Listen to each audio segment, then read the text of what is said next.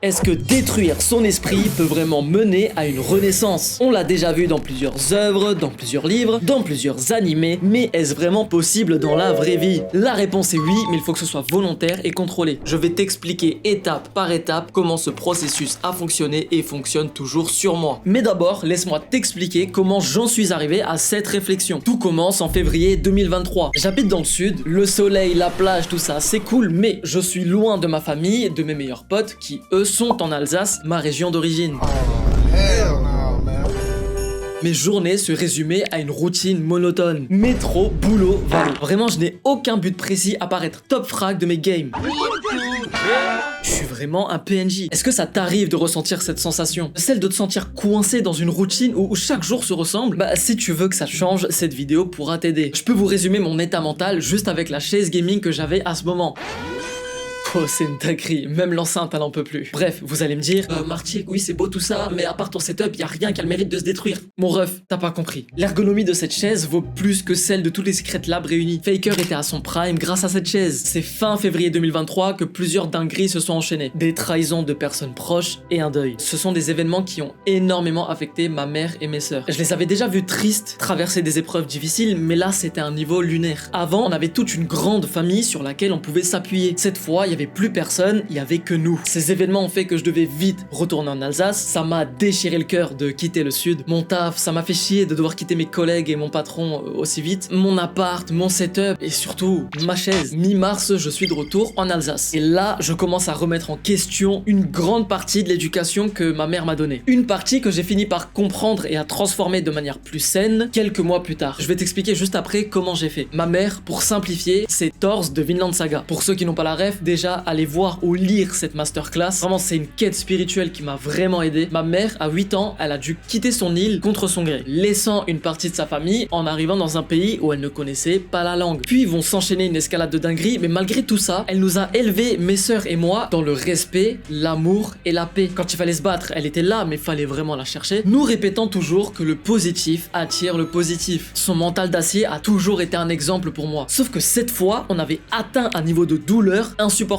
Je l'ai vu dans des états qui m'ont brisé le cœur. Mais au bout de quelques jours, elle s'est remise à chanter, à danser, à aller au taf, normal. Moi à côté, j'étais un cadavre, vraiment un boulet. Et ça me rendait ouf, j'avais l'impression qu'elle avait oublié ce qui s'est passé, limite qu'elle faisait l'hypocrite envers elle-même. Sauf que je n'avais rien compris. Elle n'était pas dans le déni, bien au contraire. Oui, il y a eu des pertes, des trahisons, des changements, mais elle a assumé et accepté totalement ce qui s'est passé, en décidant que ça n'allait pas impacter son bonheur, ni l'empêcher de vivre et de profiter de sa vie. Et moi, à ce moment-là, je comprenais tout l'inverse. Je pensais qu'elle était délue, qu'elle était dans le déni et qu'elle souffrait en silence. Donc j'ai fait quoi? J'ai totalement remis en question toutes les valeurs qu'elle m'avait apprises jusque-là sur la famille, l'amour, l'amitié, les relations en général. Et je suis devenu vide. Et c'est vraiment en 25 ans la pire sensation que j'ai jamais ressentie. De base, je suis quelqu'un comme ma mère. Je souris tout le temps, j'aide les gens quand je peux, j'ai beaucoup d'empathie, mais là, je ne ressentais plus rien. C'est à part de la colère et de la haine envers tout. Et quand je dis tout, c'est vraiment tout. À ce moment-là, je travaille 3 jours par semaine sur Paris, que je faisais la gueule, j'étais le Parisien originel. Par exemple, je marchais dehors et il y avait un fumeur sur mon chemin. Dans ma tête, je pétais un câble. En mode putain,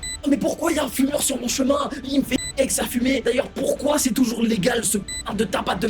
Et j'avais les sourcils froncés pendant 30 minutes. Alors que personne ne m'avait rien fait. Personne me calculait tel le PNJ que j'étais. J'étais juste l'aigri originel. Désolé pour celles et ceux qui ont dû croiser ma sale tête à ce moment-là. C'était vraiment pas beau à voir. Je prenais pas soin de moi, je me rasais pas, mes cheveux c'était n'importe quoi, même Einstein il pourrait pas déchiffrer. De jour en jour, je prenais de la distance avec mes proches. Je répondais de moins en moins à ma famille, à mes amis, à ma copine de cette époque, jusqu'à ne plus répondre du tout. En fait, dans ma tête, je me sentais pas légitime de passer de bons moments avec eux, alors que j'étais triste et vide. Je voulais pas gâcher leur mood. Par exemple, ça faisait 2 semaines que j'étais pas sorti de chez moi et ma copine vient et me dit ouais viens on va au karaoké et puis on se fait un resto, ça va te faire du bien tu vas voir. En étant tout enjoué et en fait ce qui se passe dans ma tête, c'est que je ne méritais pas ces bons moments. Je ne faisais rien pour le mériter. Donc je refusais. Elle restait quand même à l'appart avec moi, mais j'avais une tête de déterré, j'étais pas une bonne compagnie. Et en tant que copine, en tant que personne qui m'aime, elle me le disait pas, mais ça se voyait que ça la rendait triste la situation. Oui, oui, je vais pas mentir, ça me faisait du bien qu'elle soit à mes côtés, qu'on puisse parler, qu'elle m'appelle, qu'elle me soutienne. Mais concrètement, je ne ressentais plus rien. J'étais même plus amoureux. Et surtout, je ne faisais même pas 1% pour elle de ce qu'elle faisait pour moi. Au bout de quelques semaines, j'ai compris que j'étais trop en souffrance et en colère pour réussir à répondre à ses attentes et ses besoins. Alors j'ai pris la décision de rompre. Et ça a été la meilleure décision pour nous deux. J'ai pris la même décision avec mes amis, mais là, je me suis retrouvé dans une impasse. Contrairement à mon ex avec qui je m'étais déjà ouvert et qui connaissait 80% de ma situation, je n'avais jamais vraiment parlé de mes problèmes ou de mes émotions à mes potes. Après 10 ans d'amitié, je me retrouvais incapable de leur expliquer les problèmes que je traversais. Et ça a toujours été ce truc de ouais, mais j'ai pas envie de les déranger, j'ai pas envie de leur faire perdre du temps, ou même encore pire, j'ai peur qu'ils me prennent pour un mec bizarre qui veulent plus traîner avec moi. Bref, j'étais en insécurité totale. Voilà Marchik, en coupant les ponts avec ta famille, ta copine et tes amis, tu t'es séparé de 99% des personnes qui auraient pu te sortir de cette dépression. Bien joué à toi. Et voilà comment je me suis retrouvé dans une routine destructive, involontaire et incontrôlée pendant 5 mois. Combien ? 5 mois à enchaîner les erreurs et les mauvais choix en commençant par celui-ci. C'est une dinguerie. Si quelqu'un parvient à déchiffrer ce qu'il y a dans cette casserole, je lui offre ce livre. Vraiment, celui qui a la réponse, je m'engage à lui envoyer. Je ne faisais plus attention à ce que je mangeais, je faisais plus de sport, je manquais de motivation pour le travail, pour tout en fait. J'étais un légume. J'étais triste et vraiment j'avais perdu tout le goût de tout ce qui me rendait heureux auparavant. Je ne sortais plus, enfin non, je suis un menteur. Il y avait des connaissances qui me proposaient d'aller en boîte, j'acceptais en me disant que ça allait faire passer le temps. Et bam, 2 fois par semaine, je me retrouve au milieu d'une fosse d'une boîte de nuit, verre de Diablo Violette à la main, à regarder dans le vide. Je ne savais pas ce que je foutais là. Il y a de l'alcool qui me tombe dessus, il y a des gens qui transpirent et qui se collent à moi, rien que d'en parler ça me donne des frissons. Mais en fait, tout ce bruit, tous ces gens, toute la musique à fond, ça m'empêchait de penser pendant quelques heures à mon quotidien de boulet, de légumes. Je passais mes journées à scroller indéfiniment sur les réseaux, j'enchaînais les films et les séries sans vraiment les regarder, sauf une qui m'a interpellé en juillet 2023, je tombe sur BoJack Horseman. Désolé pour ceux qui connaissent pas, mais ça va un peu spoil. Dans cette série, on suit BoJack, une ancienne star de sitcom qui lutte contre la dépression et l'addiction. La série explore sa quête de rédemption et ses comportements autodestructeurs, montrant ses efforts pour se réinventer malgré ses échecs. Regarder cette série a été un déclic pour moi parce que je me suis reconnu en cette personne. Ce cheval qui essaye de se séparer de ses démons mais retombe souvent dedans faisant du mal autour de lui. Cette spirale continue jusqu'à ce qu'il accepte de se faire soigner. Cette représentation m'a vraiment aidé à comprendre mes propres défis et m'a donné l'espoir que la rédemption est possible, même pour ceux qui semblent irrémédiablement brisés. C'est à ce moment-là que j'ai décidé de me faire suivre et de m'intéresser au développement personnel. J'ai commencé avec les classiques comme le fameux Comment se faire des amis, et bien que 80% du livre semble être du bon sens, les 20% restants m'ont donné la motivation nécessaire pour appliquer tous ces conseils au quotidien. J'ai beaucoup parlé avec ma mère et mes sœurs, surtout mes sœurs parce que je suis leur grand frère et je voulais m'excuser pour m'être effondré comme ça pendant des mois. J'ai repris contact avec mes amis, j'ai expliqué la situation et même si certains m'en ont voulu pour mon silence de 5 mois, ce que je comprends totalement et je m'en excuse encore, j'ai réussi à m'ouvrir avec eux et ça m'a énormément soulagé. Mon ref, si t'as des problèmes, que tu traverses des difficultés ou que si t'as quelque chose qui te pèse sur le cœur, parle-en à tes amis. Pas forcément tout le groupe, tu as juste un ou deux pour commencer. Et je te promets que tout va bien se passer et ça te fera que du bien. Partager ta douleur va alléger le fardeau et il y a zéro raison qu'ils te prennent pour un mec bizarre, te jugent ou vont arrêter de te parler comme je le pensais moi tout à l'heure dans la vidéo. Si c'est le cas, par contre, désolé, mais ce ne sont pas tes amis. Et c'est pas grave. Parce que à moins que tu sois enchaîné avec ces personnes, rien ne t'empêche de t'en séparer et de trouver d'autres amis qui te tireront vers le haut. D'ailleurs, j'ai mon serveur Discord dans la description, mais je vous en dis plus en fin de vidéo. Ma relation avec mes amis s'est énormément améliorée. Avant ça, déjà, notre relation était vraiment cool, mais là c'est beaucoup plus authentique, c'est beaucoup plus sincère. On a vraiment partagé des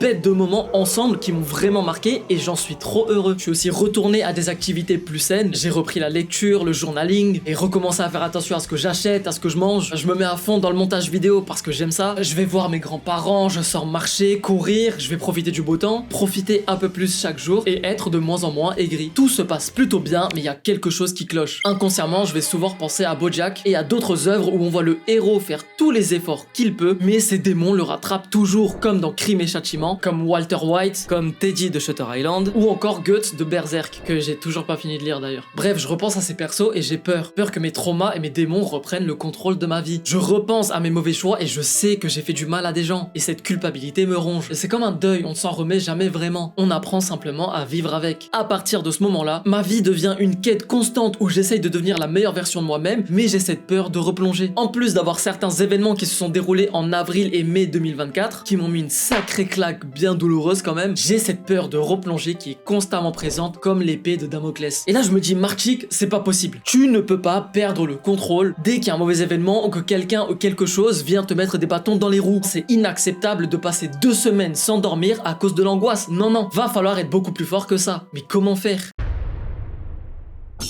Tu sais, on dit souvent que tout se passe dans le cerveau. Les émotions, la sensation de faim, la douleur, l'amour, etc. Et je vois ça comme le BIOS d'un ordinateur. Comme le BIOS, le cerveau régule et contrôle de nombreux aspects de notre fonctionnement. Et tout comme un BIOS, si tu le manipules mal, ça peut vite devenir n'importe quoi. Mais tu peux aussi bien le manipuler en éliminant tous les éléments qui ralentissent les performances de ton PC ou qui créent des bugs. Tu l'as compris, on va faire exactement la même chose. J'ai élaboré un plan, un programme de vie que je suis depuis un mois. Et pour que tu comprennes un peu mieux, je vais te le partager avec mes propres exemples. Il se compose de 2 phases intrinsèquement liées, la destruction et la reconstruction. Ce programme, il est conçu pour tout le monde, que t'aies une assez bonne santé mentale ou que tu sois au fond du trou, et tu vas vite comprendre pourquoi. Oui, bien sûr, si t'es un giga Chad, que t'es multimilliardaire, que tout va bien dans ta vie pour toi et tes proches, non, le programme ne te sert strictement à rien. Mais je ne pense pas que ce soit ton cas, sinon tu serais pas en train de regarder cette vidéo. Il y a 5 étapes à suivre dans ce processus, et je vais te demander de focus chacune d'entre elles. Elles sont toutes importantes, même si on a une où tu vas te dire ouais non mais c'est superflu, ça a pas l'air important. Non non, réveille-toi, t'as pas compris. Tout est obligatoire et justement si tu te dis ça, c'est que tu dois absolument la faire. Étape 1,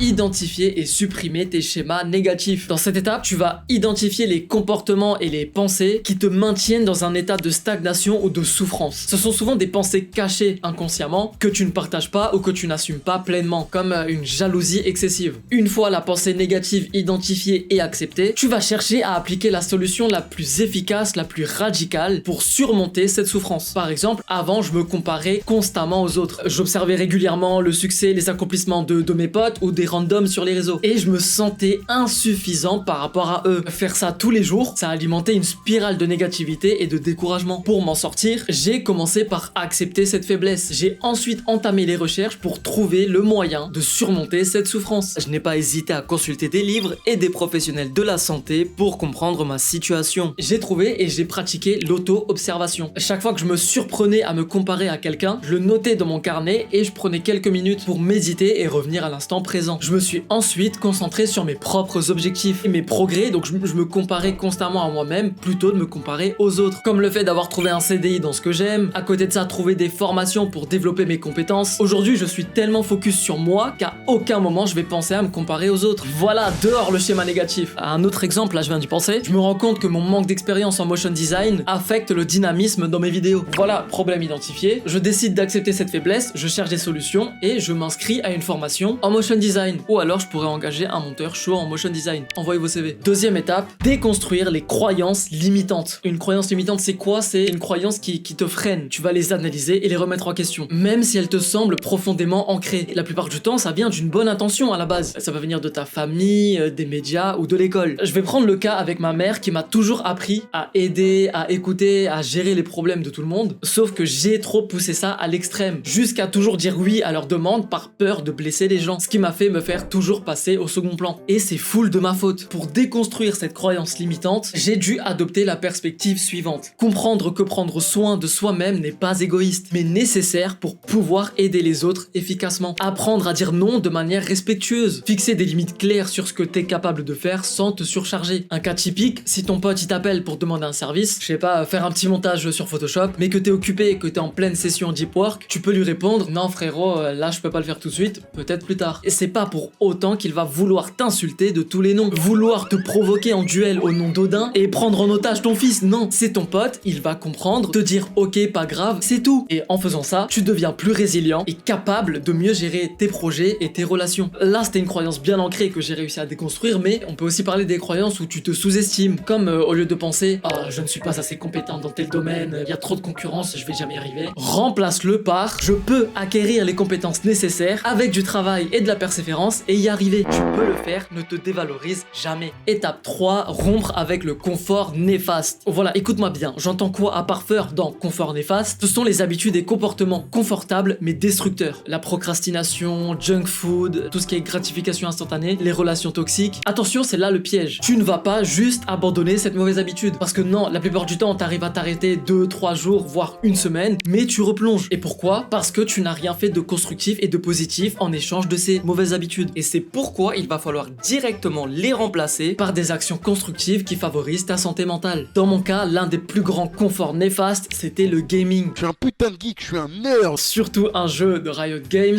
j'ai nommé Valorant. Les Riot Points, moi j'aime bien, frère. Dites-vous, il y a jusqu'à encore un mois, je rentrais du taf, je terminais de manger et je décompressais de 22h à 2h du matin sur Valo, tous les jours. Cette habitude me conduisait à veiller tard, ce qui entraînait la fameuse dalle en pleine nuit. Donc à 3h du matin, au lieu de rompiche, je me retrouvais à manger comme un zinzin. Et pas de la salade ou des fruits, non non. Tartine au Nutella, big bol de choc à pic, des oignons, des lions, des chocolats, je te raconte même pas l'état des chiottes. Le comportement positif que j'ai décidé d'adopter est de raccourcir mes sessions gaming, 4 heures par journée, ce qui fait 28 heures par semaine. C'est énorme, c'est plus qu'un salarié à temps partiel. J'ai raccourci ces 28 heures en 1 heure par semaine pour consacrer les 27 heures que je venais gagner à des activités plus bénéfiques, comme réguler mon cycle circadien en passant de 6 à 9 heures de sommeil, ne pas grailler en pleine nuit mais pouvoir aller marcher, courir, faire de l'exercice ou de la lecture. Étape 4, utiliser la douleur et l'inconfort comme catalyseur. Quand on pense à la douleur, à l'inconfort, à la peur, on les associe généralement à quelque chose de négatif, quelque chose qu'on préfère éviter. Mais là, le but, à la fin de cette étape, c'est que tu vas pouvoir finir par apprécier cette douleur ou cet inconfort. Et oui, tu m'as bien entendu, tu vas devoir apprécier, avoir ou être dans le mal. Oh, mais qu'est-ce qu'il me raconte ce fou furieux? T'inquiète, tu vas tout comprendre. Dans le processus de reconstruction, il y a certaines peurs, douleurs ou inconforts qui seront toujours présentes, ou même de nouvelles qui vont émerger. Et au lieu de les fuir, tu vas les accepter et les affronter pour les utiliser comme catalyseur, comme carburant. Et c'est un truc de zinzin comment c'est trop puissant. Et ça, tu le comprends seulement quand tu l'as expérimenté. Habituellement, quand on parle de développement personnel et d'inconfort, on évoque des pratiques comme la douche froide, dormir par terre ou dans le lit de ton meilleur pote. Et ces pratiques sont utiles, je dis pas le contraire, mais là, je vais te parler d'un autre niveau. Pour moi, sortir de sa zone de confort, je le comprends comme tenter de développer une nouvelle compétence. Ok, là maintenant tout de suite, tu vas imaginer une situation que tu penses ne pas pouvoir gérer du tout. Une activité, une action, une compétence que tu sais pertinemment au fond de toi que t'es incapable de gérer. Limite, ça te rend anxieux. Et carrément, quand on te propose de le faire, t'es là en mode non, non, non, sur la tête de ma mère, je le fais pas. Peu importe ce à quoi tu penses, c'est cet inconfort-là que tu dois affronter. Et c'est exactement ce qui s'est passé quand un pote m'a appelé et m'a parlé d'un événement qui s'appelle la frappe à dingue. Concrètement, c'est une course de 12 km avec des obstacles en mode escalader des murs, des filets à grimper, traverser des petits tunnels à moitié remplis d'eau, des barbelés électriques qui te défoncent si tu les fleures à peine.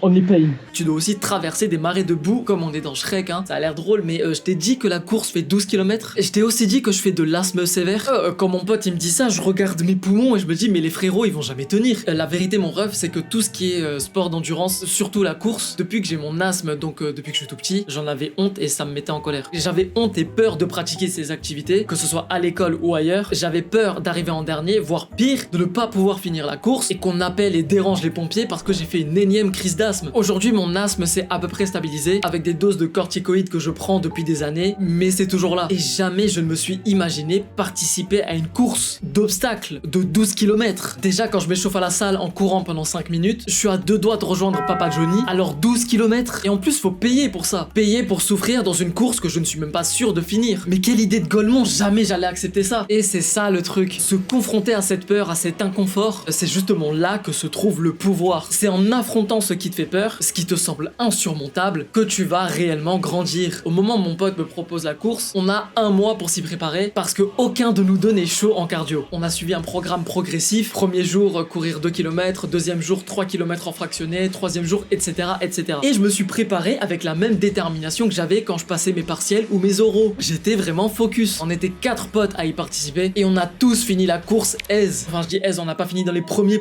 mais on a fini la course. Et fallait voir comment j'étais trop fier de chacun d'entre nous. C'était trop émouvant de nous voir, nous, des golemons vraiment claqués en cardio, s'entraîner et réussir un event pareil tous ensemble. Vraiment, c'était trop beau. Mon objectif avec cette course, c'était pas de la gagner, mais de me prouver que je pouvais affronter ma peur et ma douleur et avancer malgré tout. Si je l'avais pas terminé, c'est pas grave. Mais sans cette expérience, jamais je me serais dit que je pouvais tenir une course de 12 km. Après, il y a d'autres exemples. Ça peut être une rupture douloureuse. Ça te détruit, mais en termes de catalyseur, c'est un des plus puissants et des plus constants. Surtout pour la salle, c'est un power-up de zinzin. J'ai des potes pour qui, après une rupture, on dirait qu'ils avaient graille l'étoile dans Mario Kart.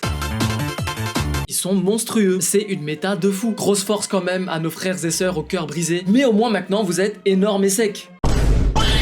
Il y a aussi les fameuses peurs de longue date, comme le fait de pas pouvoir parler en public. Inscris-toi à un cours de prise de parole ou à un théâtre, participe activement à des exercices pratiques, faire des discours devant un petit groupe de personnes, et avec le temps, ces petites sessions d'exercice peuvent débloquer des passions et des talents que tu ne soupçonnais même pas. Même si ça te paraît complètement dingue, complètement crazy, voire insurmontable, affronte cette douleur, affronte cette peur, affronte cet inconfort et transforme-la en carburant pour avancer. Et rappelle-toi, chaque pas que tu fais face à cet inconfort est un pas de plus vers une version plus forte de toi-même. En fait, faut pas y aller avec de la crainte ou avec de l'inquiétude en mode « Ah non, mais je vais pas faire ça, je vais peut-être me blesser. Oh non, mais c'est une perte de temps, de toute façon, je vais pas y arriver, je vais pas réussir. » Tu vas pas en mourir.